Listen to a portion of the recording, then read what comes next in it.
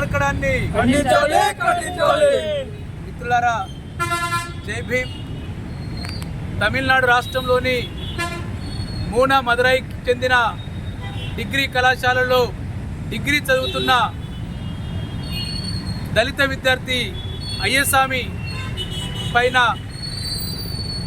అదే సంవత్సరం డిగ్రీ చదువుతున్న ముగ్గురు విద్యార్థులు, ఆధిపత్య కులకు చెందిన విద్యార్థులు దాష్టికానికి పాల్పడడం చూస్తుంటే ఈ దేశము ఆధునిక యుగంలో ఉందా లేకపోతే ఆటవిక వైపు మల్లుతుందా అనేది మనకు ఒక గందరగోళ పరిస్థితి అనేది మనకు అర్థమవుతోంది.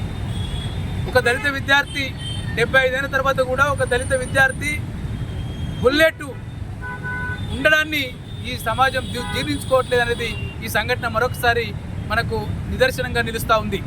కాబట్టి ఈ సంఘటన పైన కేంద్ర ప్రభుత్వం, జాతీయ ఎస్సీ కమిషన్ వెంటనే స్పందించి ఒక విచారణ జరిపి ఇటువంటి దుర్మార్గానికి పాల్పడిన తోటి విద్యార్థులైన ఆది ఈశ్వర్, వినోద్, పల్లం రసులను పైన ఎస్సీ ఎస్టీ అట్రాసిటీ కేసు నమోదు చేసి కఠినంగా శిక్షించాలని చెప్పి విద్యార్థి దళిత ప్రజా సంఘాలుగా డిమాండ్ చేస్తూ ఉన్నాం.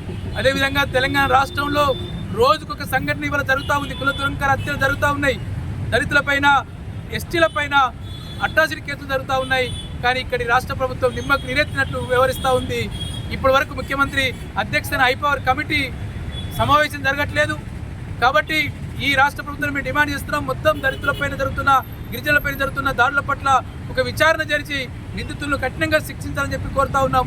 ఇటువంటి సంఘటనలపైన ప్రభుత్వం స్పందించి నిందితుల్ని కఠినంగా శిక్షించాలని డిమాండ్ చేస్తూ ఉన్నాం.